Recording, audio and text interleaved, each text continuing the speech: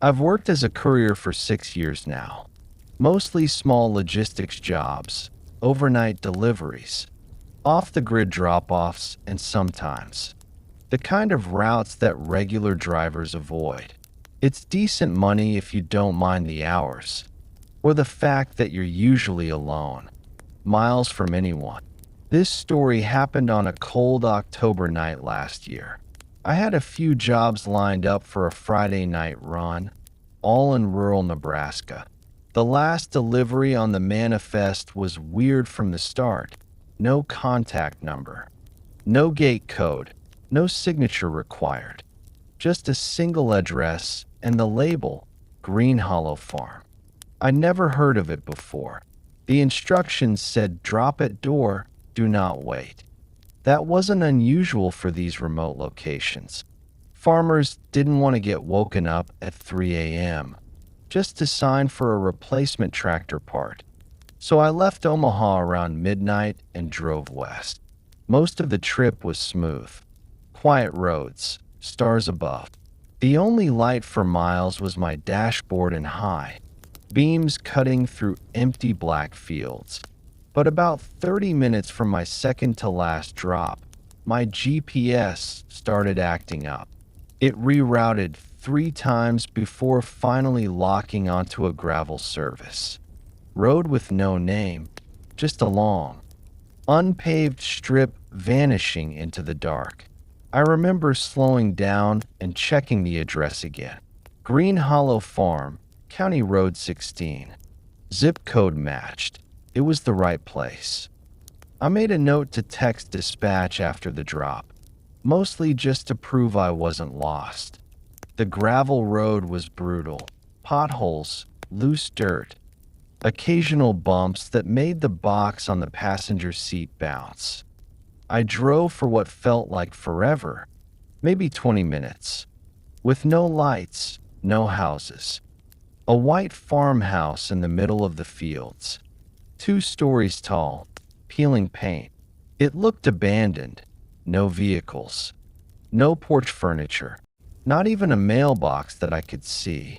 But the porch light was on, barely, flickering like an old bulb clinging to life. I stopped maybe 20 feet from the house, put the van in park, and killed the headlights. There was no wind, no insects, no sound at all. That kind of silence doesn't feel natural in the country. It was light, felt empty, honestly, taped tight. No return label, just the address. Every wooden board creaked under my boots, like they hadn't been stepped on in years. I knocked twice. I waited a bit, knocked again. Still nothing. Then I noticed the attic window, a small, circular pane above the second floor. There was a face there, no joke, clear as day. Someone was watching me from that window.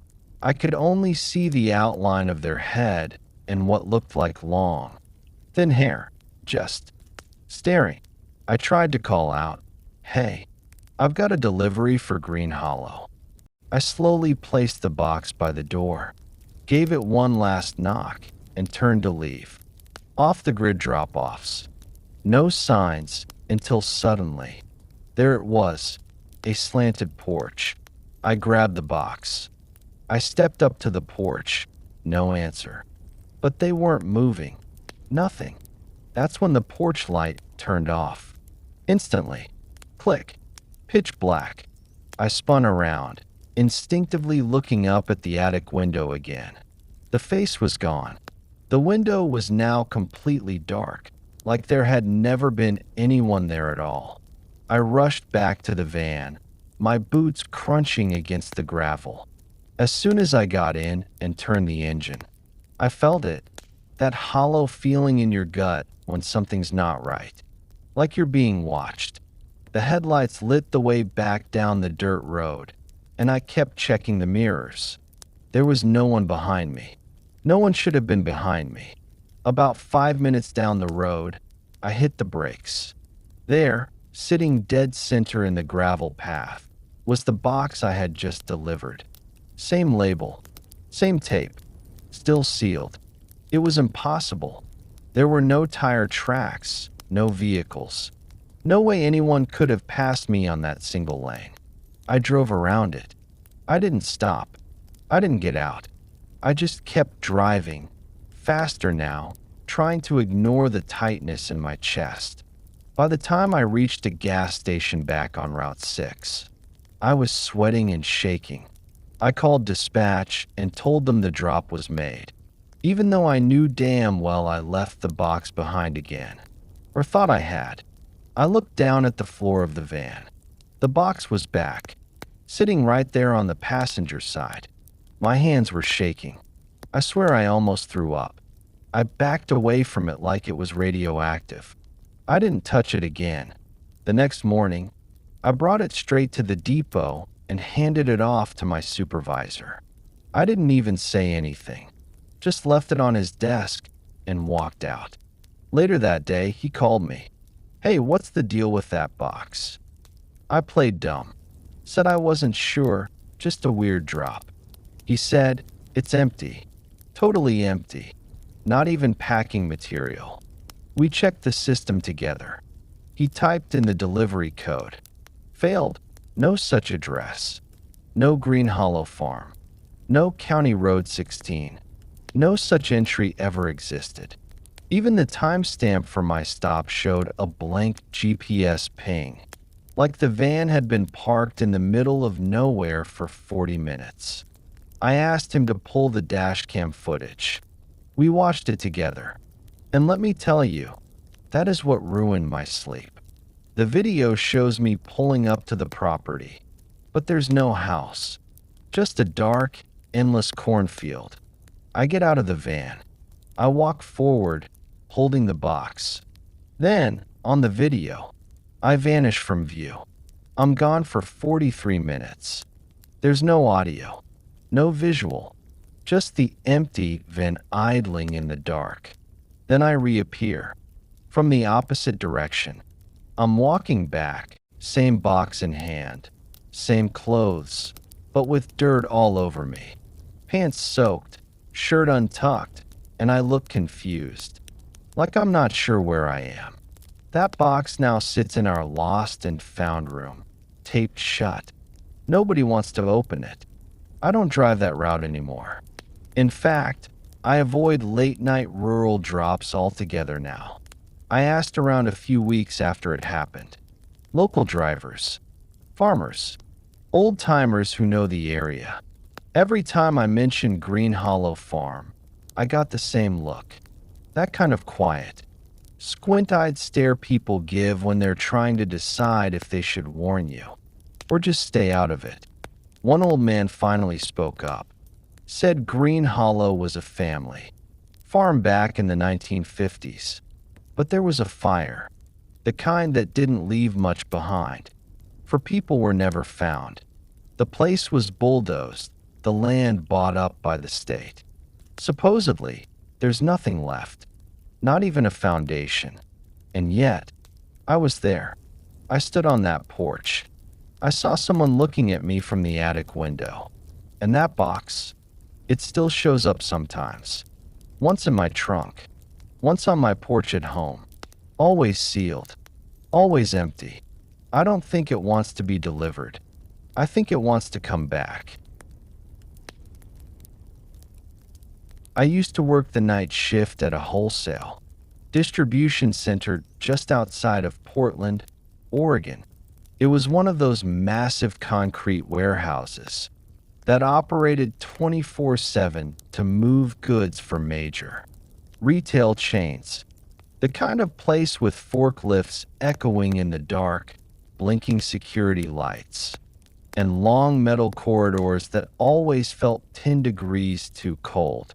I was a floor supervisor, not exactly glamorous, but it paid the bills. We had a skeleton crew at night, maybe 6 people total on the whole property, and usually only 2 or 3 of us worked the interior. The rest were drivers or office staff. This story took place on a Tuesday night, just past 2 a.m. It was raining hard outside, the kind that made the metal roof roar. I was doing rounds, checking that pallets were stacked right and the bay doors were secured. We had a routine. That night, I noticed something strange. Around aisle 14, the far corner of the warehouse where we kept discontinued items and returns. Hardly anyone went back there. As I turned the corner, I noticed the motion sensor light was already on. It shouldn't have been. Nobody else had a reason to be in that aisle, and the sensor only activates with clear movement. I stood at the edge and waited, listening for any footsteps, any shift in air. Silence. I walked slowly between the pallets. My boots echoed on the concrete. The shelves loomed overhead, stocked with outdated electronics, damaged boxes, random junk. I didn't see anyone, but then I noticed it. One of the boxes on the lowest shelf had been pulled out and turned sideways. I recognized it. It was a damaged coffee maker. I remembered it because the packaging had a weird typo on it. I leaned down and picked it up, intending to push it back into place. And that's when I heard it. A whisper, right behind me. I couldn't make out the words, just breath. A slow, drawn-out exhale, like someone whispering something long and soft directly into my right ear. I spun around so fast I nearly dropped the box. But no one was there. The aisle was empty. I stood there for what felt like forever, my heart hammering. I told myself it was the vents, just the building making weird noises. But something deep down knew better. I left that aisle and went straight to the security office. We had monitors set up for each main section of the warehouse. I rewound the feed for aisle 14, and that's when I stopped breathing. At 1:56 a.m., just minutes before I got there, the camera caught it. A figure, pale, bald, wearing some kind of dirty white uniform or jumpsuit. It walked from the center of the aisle to the corner shelf, turned its head toward the camera, and just stood there, not moving, just staring. And here's the worst part. As the footage played on, the figure didn't leave. It didn't move. It just faded. Not walked. Faded. Like static. Like whatever it was had never really been there. I showed the feed to Marco, the night dispatcher.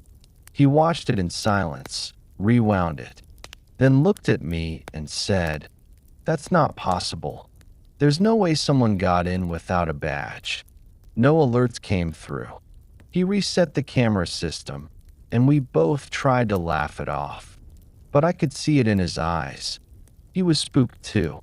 I tried to finish my shift, but I couldn't stop glancing over my shoulder. Every corner felt darker. Every shadow felt like it was breathing.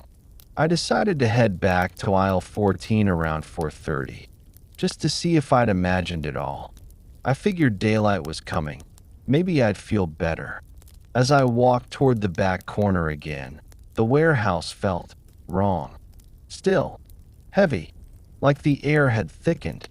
I turned the corner and found something new waiting for me. A long, bloody handprint, smeared across the metal shelf, right at the spot where the coffee maker had been. It was fresh, still wet, no mistaking it. I didn't even check the rest. I just ran straight to the security office and called the on-call manager. He told me to lock the doors and wait.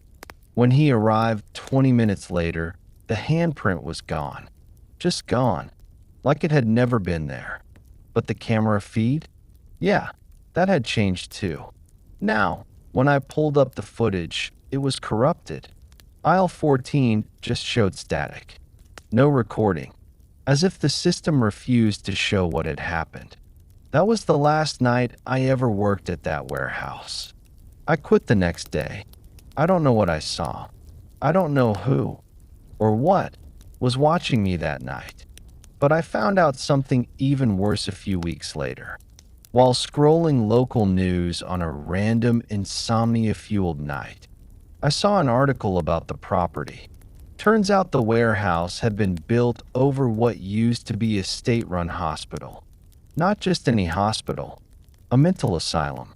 Shut down in the late 70s after multiple deaths, staff disappearances, and a mysterious fire that destroyed most of the West Wing. They buried the remains. And then, years later, built over it. I don't think what I saw was human. And whatever it was, I think it's still there, waiting for the next night shift. I worked for a private RV storage facility just outside Flagstaff, Arizona. My shift ran from 8 p.m. to 4 a.m., mostly nights filled with silence, security checks, and the occasional drunk guy trying to find his camper after a weekend trip. The garage was huge, about 8 lanes wide and half the length of a football field, with reinforced metal walls and hydraulic bay doors that made awful clanking sounds when they opened or closed. Most of the units were owned by wealthy folks who barely used them. Custom luxury RVs that probably cost more than my house. I was responsible for logging maintenance visits, doing visual checks, and keeping people from stealing stuff. This story took place last summer. A Friday night. Humid. Quiet. There were only 2 vehicles left in the garage that night, both parked near the back. One of them was a vintage Airstream. The other, a massive white Class A motorhome, one of those with satellite dishes and tinted windows. Around 1:30 a.m., I was in the break room watching the monitors when I noticed something weird. One of the bay doors, Bay 7, was slowly opening. Now, these doors are controlled by a heavy-duty lock system. No one can open them without entering a security code. Even the backup remotes are stored in the front office. I radioed the main gate to see if someone had just come in. They hadn't. I walked toward Bay 7, flashlight in hand. The door was still rising when I got there. Slow, loud. The echo of metal grinding against metal filled the whole garage. I stepped outside, expecting to see someone. But there was no one there. No cars. No lights. Just the empty service road and the woods beyond it. I hit the emergency stop and lowered the door again. About 30 seconds later, it slammed shut like nothing had happened. I chalked it up to a glitch until the hallway lights flickered. All of them. At once. Like someone had reset the entire power grid. That's when I heard it. 3 loud knocks. Coming from inside the white motorhome. Not taps. Knocks. Heavy. Like someone pounding from the inside. I froze. We don't allow people to sleep overnight in the units. It's a liability issue. And this RV had been checked in for over 2 weeks. I stepped closer, shining my light on the windows. They were too dark to see through. Then another knock, this time from the back of the vehicle.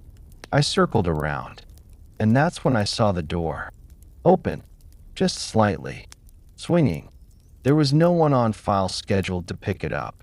I knocked gently on the outer frame. Hello? This is security. Anyone inside? Silence. I pulled the door open with my gloved hand. There was a strange smell coming from inside, like stale coffee, mixed with something burnt. I climbed in slowly. Everything inside was dark and covered in plastic sheets, like it had just been deep cleaned or never really used. The main cabin had a couch, a mounted TV, and 2 chairs facing a small table. Then I heard breathing. Not mine. Deep, labored breathing, coming from the bedroom at the back. "Sir," I called out.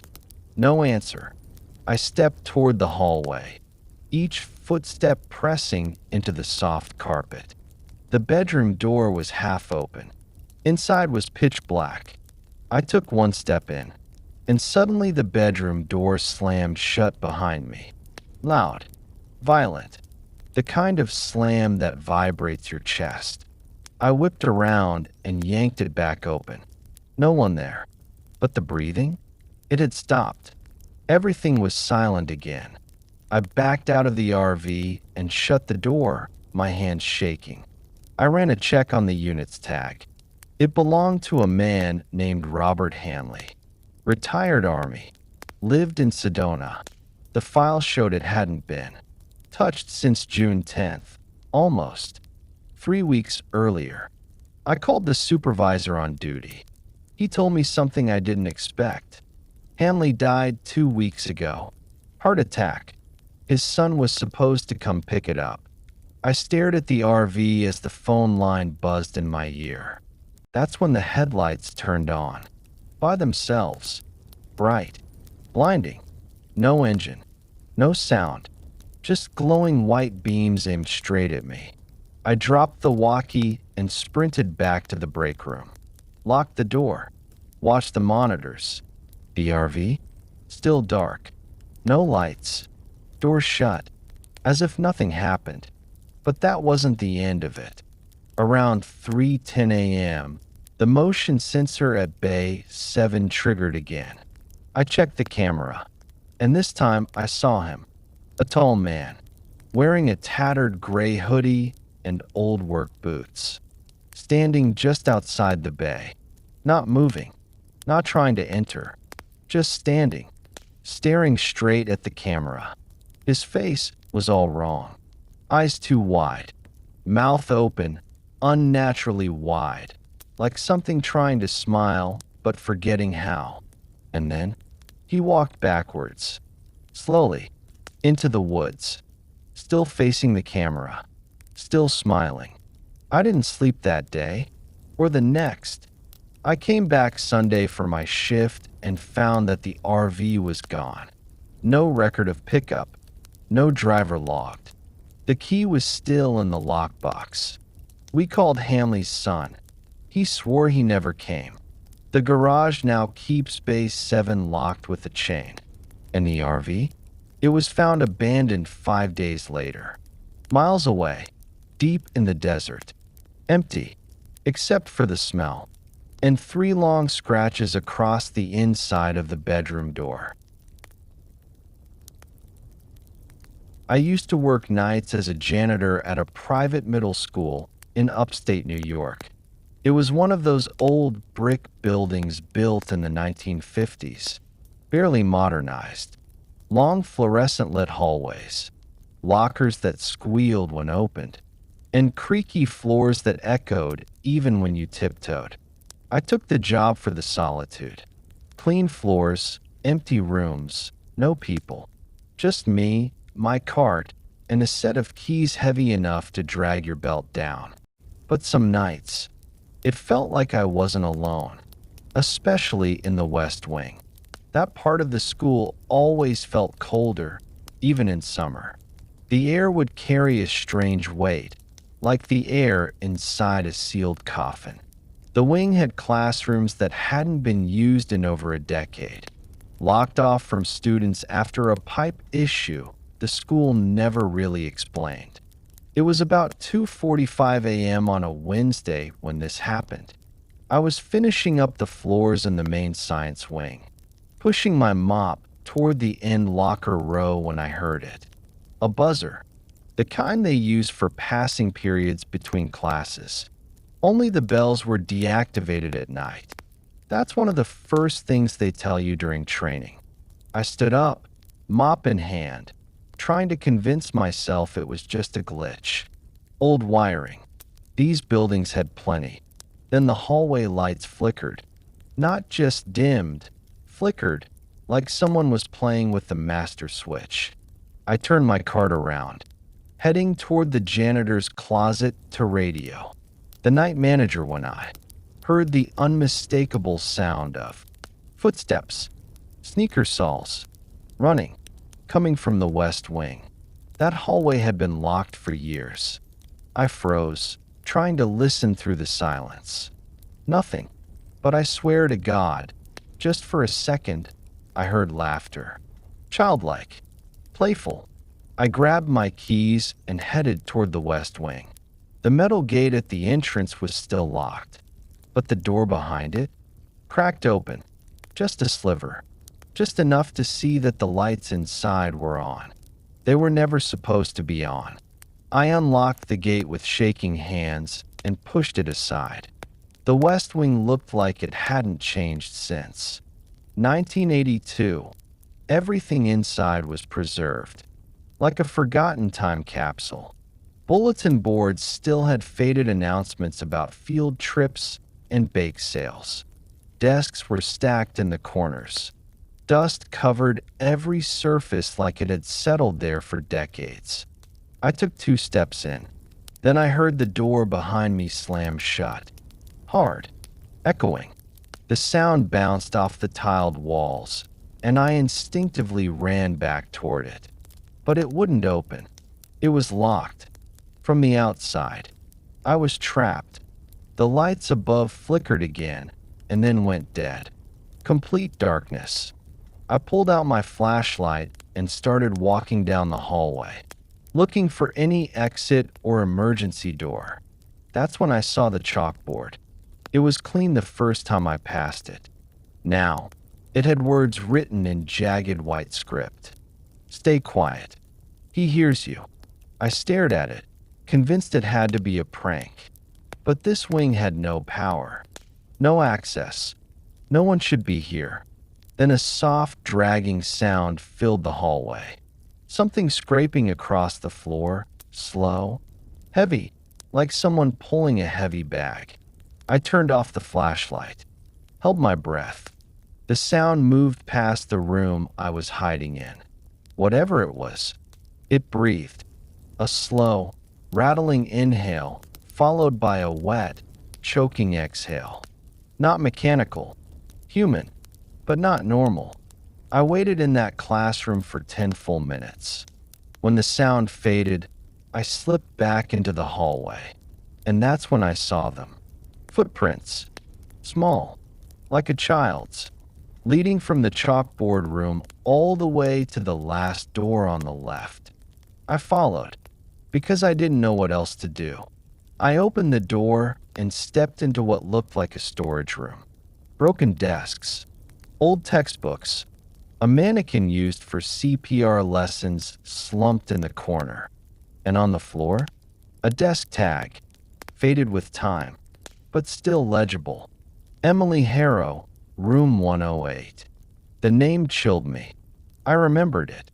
Years ago, before I took this job, I read about a girl named Emily Harrow who went missing during a fire drill in this very school.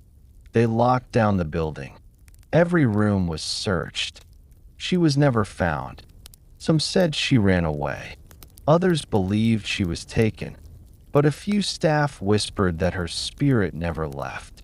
I backed away from the desk tag and turned to leave, and that's when I saw her, standing at the far end of the hallway. A little girl in a school uniform. Her face was turned to the wall, motionless, hands at her sides. Then, in one twitch, she turned her head toward me. Her eyes were hollow, wide. Her mouth stretched far wider than it should. She didn't blink. She didn't move. But my body screamed to run. I sprinted down the hallway, back toward the entrance, slamming against the door that had locked me in. It flung open without resistance, like it had never been locked at all. I fell out onto the floor, gasping, hands scraped on the tile. When I looked back into the hallway, it was empty, dark, dead quiet, like nothing had ever been there. I never went back to that wing again. But about a week later, we got a new night janitor. First shift, he decided to mop the west hallway. Said he wanted to prove he wasn't superstitious.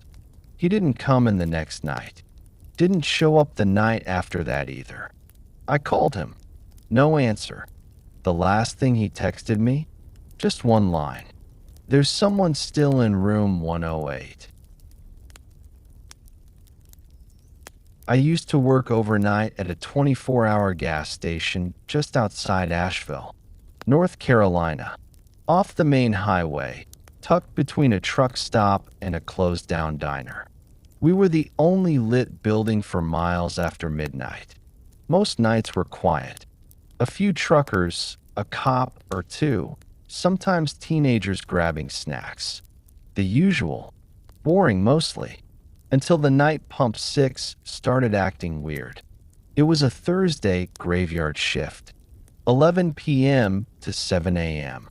My coworker hadn't shown, so I was alone behind the counter, drinking vending machine coffee and half watching the security monitors. That's when I saw it. Pump 6 turned on. No car, no person, just the pump. Activated. I thought maybe it was a glitch. That sometimes happened when it rained, and earlier we'd had a nasty summer storm. I stepped out of the booth with my flashlight and walked toward the pump. The display read, $0, 0 gallons. Ready to pump. But no one was there. I canceled the transaction manually and reset the system. Walked back inside. Watched the monitor. Less than 2 minutes later, it turned on again. Same thing. Pump 6. No vehicle. No sound. Just the pump turning on, like someone swiped a card. I watched the screen for another 5 minutes, hand hovering over the phone. Then something happened that made my blood run cold. The intercom crackled. Pump 6 needs assistance. The voice was low. Male. Flat. No accent. But here's the thing. We didn't have voice-activated intercoms. Only the cashier could push the intercom button. I locked the front door and scanned the camera again. Nothing. Just that pump, glowing under the yellow floodlights. I opened the system logs. No transaction history for Pump 6 in the last 30 minutes. The voice had come from nowhere. I decided to shut down that individual pump entirely. Closed it out from the main system, slapped an out-of-order notice in the window, and called it a night. Until about 3:15 a.m. That's when the station lights flickered, and the power cut for exactly 3 seconds. When they came back, all 6 pumps were rebooting, except Pump 6, which was already fully active again. The screen now read, $66.60, 6.66 gallons. But no gas was being dispensed. No car was there. No one. Just the numbers glowing red on the screen. I stepped outside, goosebumps crawling across my arms. The smell of gasoline was sharp. Strong.